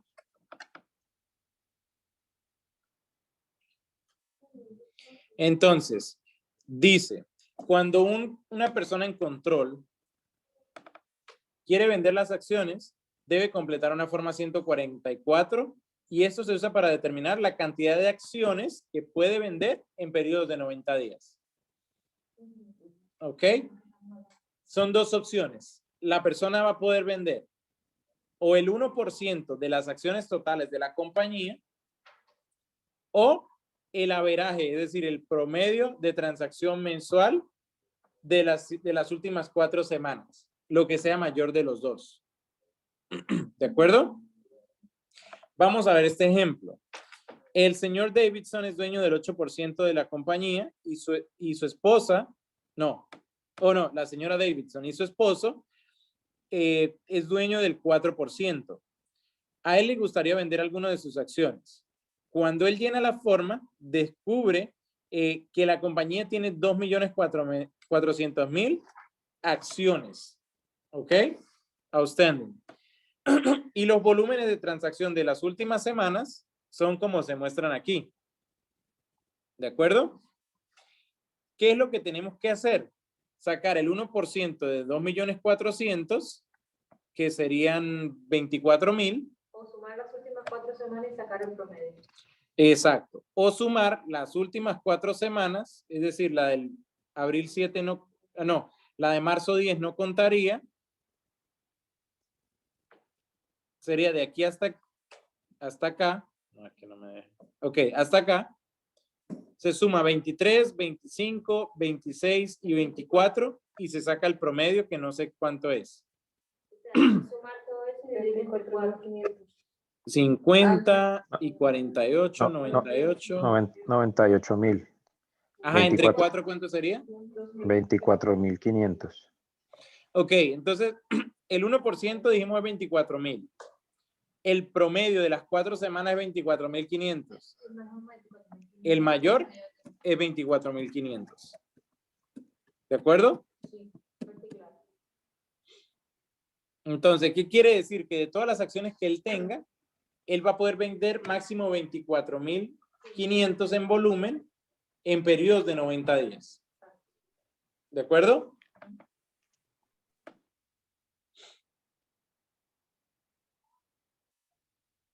Ok. Primero, bajo la regla 144, ¿cuál de los siguientes ventas están sujetos a limitaciones de volumen en el número de acciones vendidas? Sabemos que limitaciones de volumen son control stock. ¿De acuerdo? Entonces, tiene que ser o la 1 o la 2. La 1 y la 2. Ah, pueden ser la 1 y la 2. Ok. Sí. Entonces, veamos, porque la tercera y la cuarta es Si dice non-affiliate, quiere decir que no es afiliado, no es control person. O sea que esas dos descartadas, ¿de acuerdo? Entonces la 1 y la 2 sería la opción B. Luego, esta corporación, American Liquidators Corporation, tiene 100 millones de acciones comunes en circulación. La compañía le gustaría aumentar el capital vendiendo 100 millones de nuevas acciones. Para poder completar esto, ellos deberían, 1, ofrecer garantías a los accionistas existentes. No me parece. Sugerir a los accionistas actuales ir al mercado y doblar la posición. No, es imposible. Eso no puede suceder. La C, ofertar derechos de acciones para accionistas actuales. Creo que sería la C. Oh, no, ya va. Sí. O performance stock split. La D no sería porque no se aumenta capital. A través de un stock split sí se pueden duplicar el número de acciones, pero no aumenta el capital. Entonces creo que sería la C, sí. Porque sería dividir la misma acción y no pertenece. Tercera pregunta. Squidco Inc. está emitiendo 100 millones de dólares en bonos al 4.5% madurando en 20 años. Cuando se compra esta emisión, el comprador también recibe un security adicional que le permite comprar 20 acciones de la compañía a $50 por acción en los siguientes 10 años. Su precio actual es de 29.95. Esto es un ejemplo de una garantía, right? Sí, una garantía. Ok, ¿qué hora es? Las 2:28. Oh, ok, no. Yo dije no, estamos bien, estamos bien. Creo que sí lo vamos a terminar hoy. El primer capítulo. Sí. Ok. Bueno, pero esperamos estudiando los capítulos un poquito también antes de para... Ok, luego están vamos a conocer algunos otros tipos de securities, ¿verdad? Primero los ADRs, American Depository Receipts. Que si les digo la verdad, no me acuerdo. Veamos, let's suppose en otros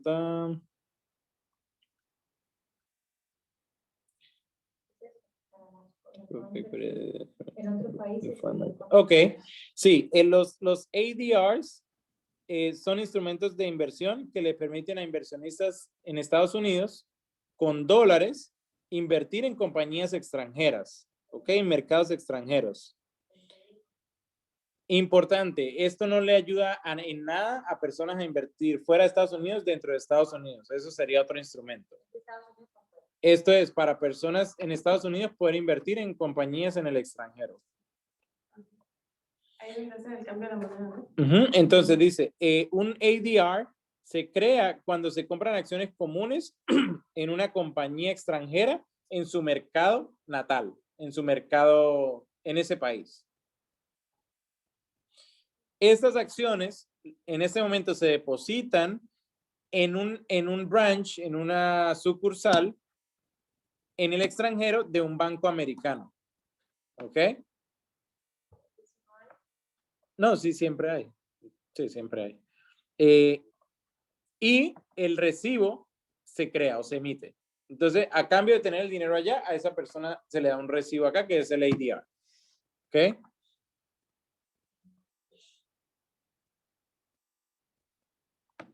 Entonces, características principales de estos ADRs es la facilidad de uso. Son creados para permitir las transacciones entre compañías extranjeras. Dice, la mayoría de los ADRs van a estar transando en el New York Stock Exchange, en la Bolsa de Nueva York o en Nasdaq. Algunos de ellos pueden ser transados en el OTC, over the counter. Cuando vean OTC, quiere decir que no están en una bolsa, sino que se intercambia de manera privada.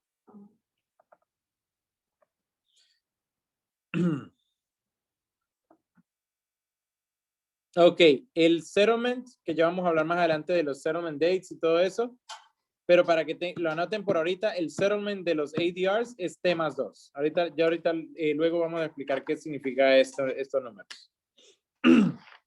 El día que tienen 2 días. 2 días después de la transacción. Luego, ¿cómo? Eso es 2 business days, ¿verdad? Ajá. No corrido. 2 business days. Ajá. Sí. Luego, ¿cómo taxan los ADRs? Dice, los dividendos que se pagan a inversores en Estados Unidos van a estar sujetos a retención de taxes por el país de inicio de la compañía. ¿Ok? Si tú estás invirtiendo en una compañía en otro país, te pueden hacer una retención de taxes en ese país. En muchos casos, la cantidad de taxes retenidos por ese gobierno es aplicado como un crédito contra los taxes del inversor en Estados Unidos. Quiere decir, supongamos que invertiste en otro país. Tu inversión llega a valer $10,000. Ellos te retienen $2,000 por taxes, ¿verdad? O sea que tu inversión recibiste $8,000. Cuando tú reportas tus taxes al final de año en Estados Unidos, eso reporta un crédito para tus taxes de acá. Un crédito significa que tu ingreso va a disminuir en $2,000. Para que no los taxen doble. Para que no los taxes doble.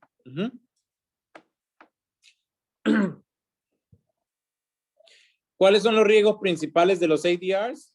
Riesgo de moneda, riesgo de cambio, obviamente de moneda extranjera porque hay intercambio, y riesgo político. No voy a avanzar mucho porque más adelante vamos a hablar de los riesgos.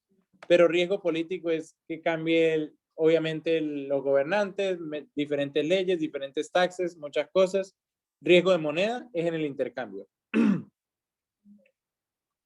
que la moneda baje. Ajá. Entonces, luego están las acciones preferentes, ¿verdad? Importante de las acciones preferentes también es una inversión en patrimonio, pero funciona como deuda. Es un poquito confuso, pero es básicamente, cuando tú inviertes en acciones preferentes, estás invirtiendo en patrimonio, no en deuda, pero realmente funciona como deuda. ¿Ok? Entonces, ¿por qué es patrimonio? Porque representa un porcentaje de que eres dueño de esa compañía. ¿De acuerdo?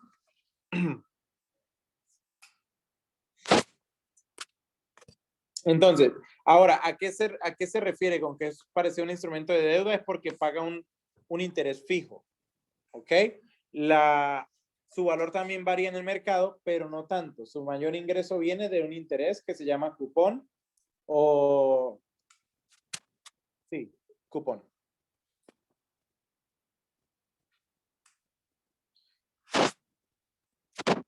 Entonces, dice, el dividendo anual de las acciones preferentes, este dividendo a comparación de los stocks, sí son garantizados. Lo de los preferentes, bueno, aunque no se pague o se declare, pero se puede acumular, ya lo vamos a ver más adelante. ¿Ok? El dividendo anual de las acciones preferentes representan una tasa de rendimiento fija anual. Y esto es una atracción clave para los inversores que están buscando ingreso, obviamente. Importante para el examen, la ganancia de los preferred stocks viene representado en porcentaje anual, pero se paga en pagos semestrales. Quiere decir que si el dividendo de un bono es del 5%, sobre 1,000 son $50, ¿cierto? $50 es lo que el inversionista va a recibir al año, pero los pagos se reciben como 2 pagos de 25 por separado, cada 6 meses.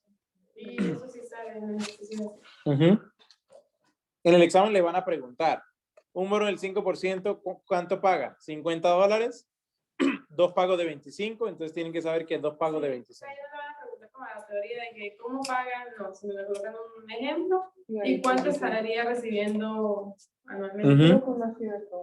Ajá, también. Entonces, ok, 2 diferencias principales de estos a los common stocks son también que los accionistas preferentes no tienen derecho a voto y no tienen derechos preventivos o garantías. Por lo menos a mí me confundía mucho de eso, era que si es preferente, pues decía, a lo mejor como preferente tiene derechos de Claro. En realidad ya me configuré en mi cabeza que es al revés. Los comunes tienen derecho a votar y todo lo demás, pero los preferentes solamente es como en el pago. Para el dividendo. Ujú. Otra cosa es que todas las corporaciones emiten acciones comunes, pero no todas tienen que emitir acciones preferentes. Beneficios de ser dueños de acciones preferentes básicamente es, primero, la preferencia, como lo dicen acá, es que el nombre de preferente es preferencia en cuanto al pago de dividendos. Quiere decir que cuando la junta directiva declara dividendos, los dueños de acciones preferentes son los primeros que cobran. ¿Ok? Otra ventaja, y para las acciones preferentes, esto es una ventaja y una desventaja. Es la posición en la disolución de la compañía. Tienen una ventaja sobre las acciones comunes.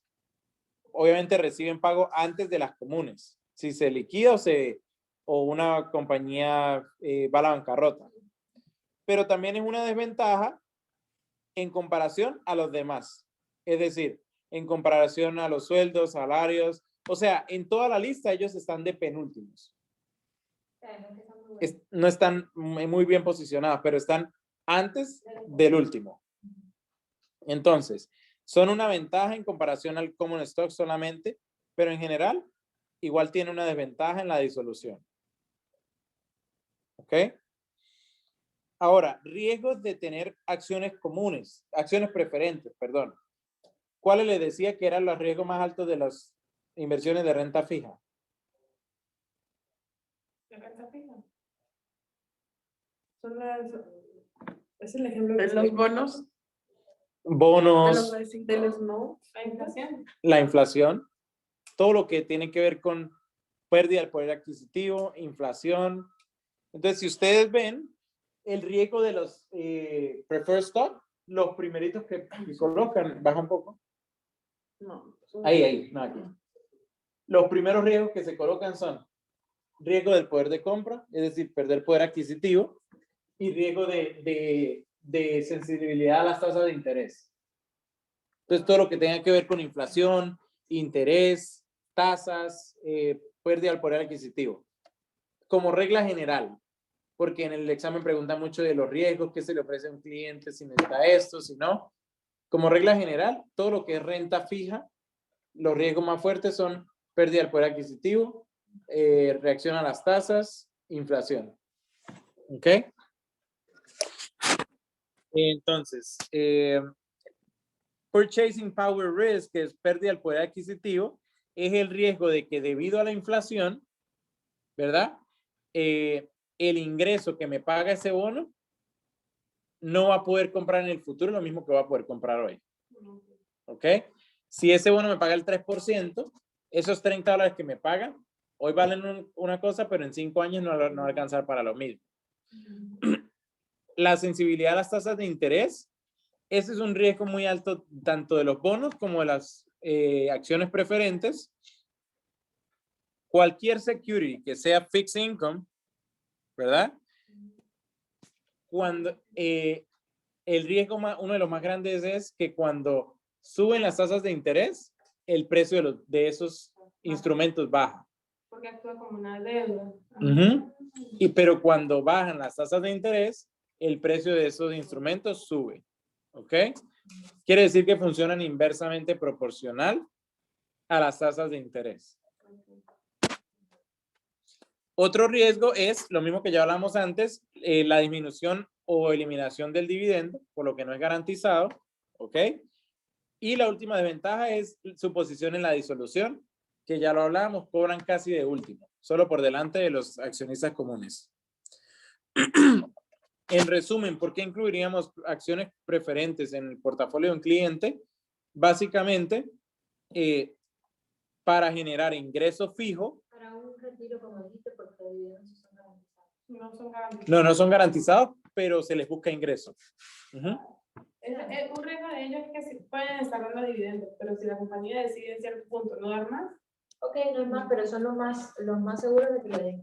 Exacto. En cuanto a nosotros. Sí, entonces lo que se busca siempre son compañías que tengan un historial de que siempre han pagado. No, no necesariamente. Pero compañías que lleguen pagando dividendos sin falta por más de 5 años se consideran compañías que Y pagan puede dividendos. pagar, digamos, 5 años y justamente el sexto año va a pagar. Ya, Ujú. es el riesgo. Ok, también ¿por qué invertirían en preferred stock? Por prioridad en la disolución en frente de los common stock.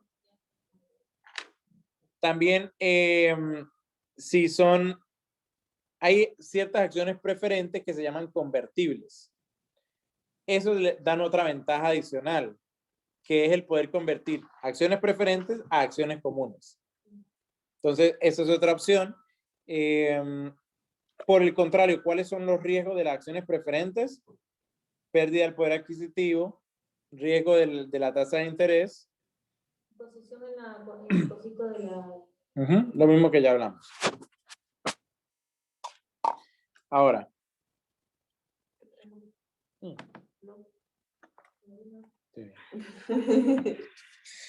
Vamos a ver los tipos de acciones preferentes.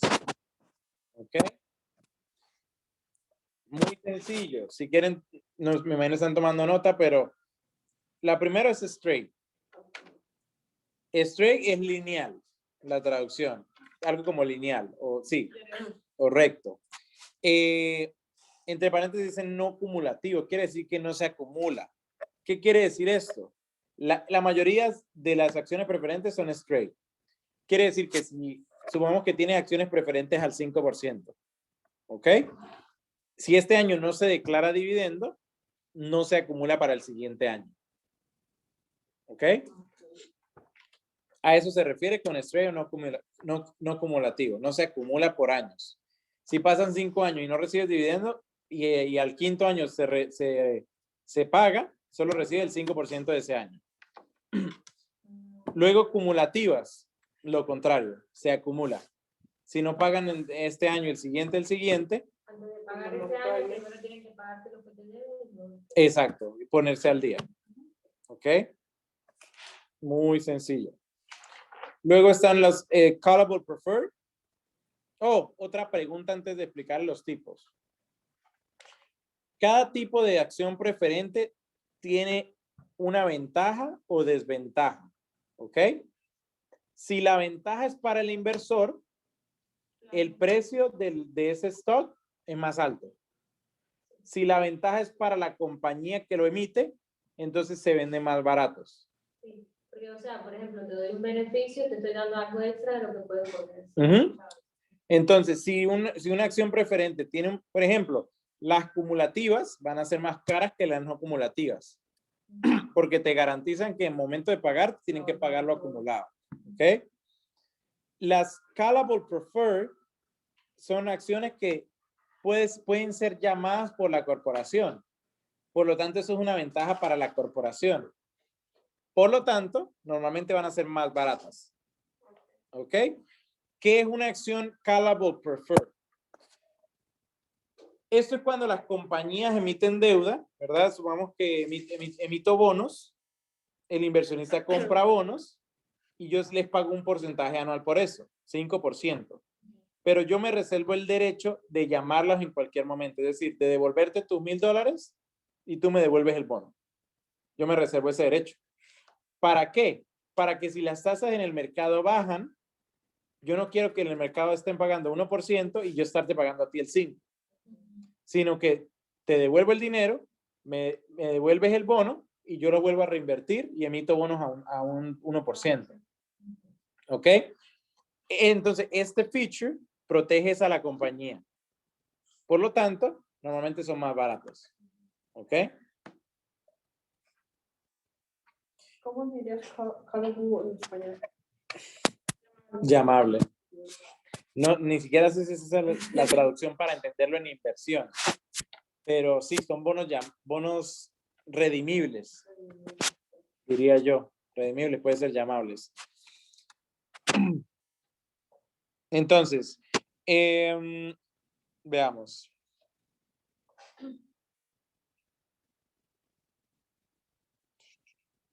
Ok, luego, convertible preferred, que son acciones preferibles convertibles. Eso es un beneficio para el accionista, porque el accionista puede convertir, por lo tanto son más caras que las otras, que las normales, Lo pueden convertir en comunes. en common stock. Quiere decir que estos le dan al inversionista el derecho de convertir en las acciones preferentes en acciones comunes en una fecha en el futuro. ¿Ok? Dice, acciones convertibles normalmente se emiten con un dividendo menor que las no convertibles, debido a que el inversor puede tener el derecho de cambiarlas a common stock. Entonces, sí, cambié la página. ¿Qué página íbamos? En la 36. Ya está en la dirección. Porque ahí cuentan. 36 del libro. Sí. No, del libro 20. Del PDF. PDF del libro es la 20. Ok.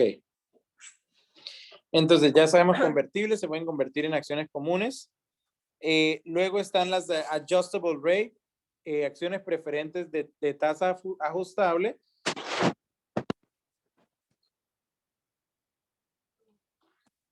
Que esa tasa ajustable le permite a la corporación ajustar las tasas sin tener que llamar los bonos. Como le explicaba, ¿qué pasa si le estoy pagando el 5% y las tasas bajan al 1%? Entonces, para no tener que llamar ese bono y emitirlos de nuevo, lo que hago es que si es ajustable la tasa, automáticamente yo te pago lo que esté pagando el mercado. Luego están preferred participating. Son participantes. ¿Qué quiere decir participantes? Que aparte de la tasa nominal, pueden participar en dividendos adicionales si hay exceso de dividendos. Entonces, una acción preferente puede decirte algo como que preferente al 3%, participante al 5%. Quiere decir que tu dividendo inicial es 3%, pero si sobra dinero, yo te puedo completar a ti hasta el 5%, o sea, darte un 2% extra. En el examen los pueden confundir con algo como, si dice, por ejemplo, prefer al 3%, participante al 5%, y le ponen en la respuesta que les pagan un total de un 8%. No es en la suma de los dos. Simplemente, si hay extra, se les da para completar hasta el participante. Como que el número de participantes es como el límite de lo que pueden ganar. Exacto. El participante es el límite, lo máximo que se puede ganar. ¿Ok?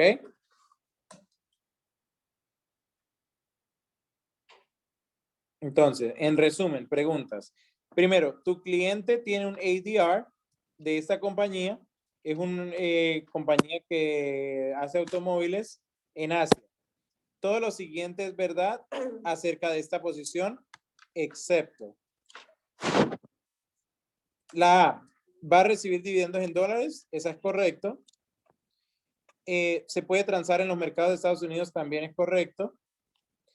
Tiene los mismos derechos que los accionistas comunes de esa compañía, no estoy seguro. Tienen el derecho de requerir que esa acción se emita a ellos directamente, no. Entonces creo que es la de la que no, es la C. Es la C.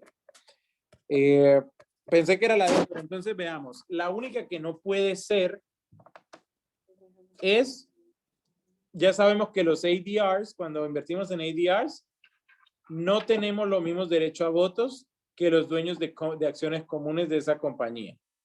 ¿Ok? Como dice acá la explicación. Es importante recordar que los ADRs son emitidos por un banco, por un depository bank, y el banco es realmente el dueño de las acciones. O sea que el banco es el que tiene los derechos de voto. Ya. Ok. Luego, pregunta 2. Para la elección de este ciclo, esta compañía tiene 3 asientos que están eligiendo. La compañía opera bajo el sistema de voto acumulativo. Tu cliente tiene 300 acciones preferred de esta compañía. ¿Cuántos votos tiene? Nada, porque los preferentes no votan. Exacto. Al ser preferente, pues ningún voto, no tiene voting rights. ¿Por qué? Porque es accionista preferente. Tercera pregunta es, en el 2011, esta corporación, at both common stock, ok, tiene tanto acciones comunes a $100. No, tanto acciones comunes como acciones preferentes no cumulativas de $100 a un 4%. Tanto las preferidas como las acciones comunes pagan dividendos trimestrales. Debido a las dificultades financieras, la compañía cesó los pagos en el 2011, dejó de pagar en el 2011. Y al momento de resolver sus problemas en el 2015, la compañía resumió el pago de dividendos en 2016. Antes de pagar el primer dividendo trimestral hacia los common stocks de ese año, la compañía tiene que pagarle el dividendo trimestral a los stocks preferentes de ¿cuánto dinero? $1, ¿por qué? Porque es trimestralmente. Como el 4% de 100. No, pero el dividendo está trimestral. Porque ahí dice, la compañía va a pagar un dividendo trimestral de 4%. Creo. Entonces sería. Ya. La B, 4%. Acá dice Acá dice la A. No sé eso. Es el 1. Es que el 4% yo creo que es ¿El lo trimestral? pagan 4%. Ah, 4% es anual. Exacto. 4% es anual, tenías razón. Entonces, el 4 You were sería right. entre, Ya. entre 4 que es trimestralmente. Eso sería el 4% Y de 100. literal así son las preguntas. Ah, para que vea que no me aprendo las preguntas. ¿Sí? Estoy aquí aprendiendo con ustedes. Claro, entonces, aquí lo que hay que ver es que el 4%, estamos en lo correcto, el par value 4% es anual. Entonces, como el dividendo es trimestral, hay que dividir ese 4% en 4 trimestres. Si ellos dijeran semestral, lo diríamos entre 2. Ajá.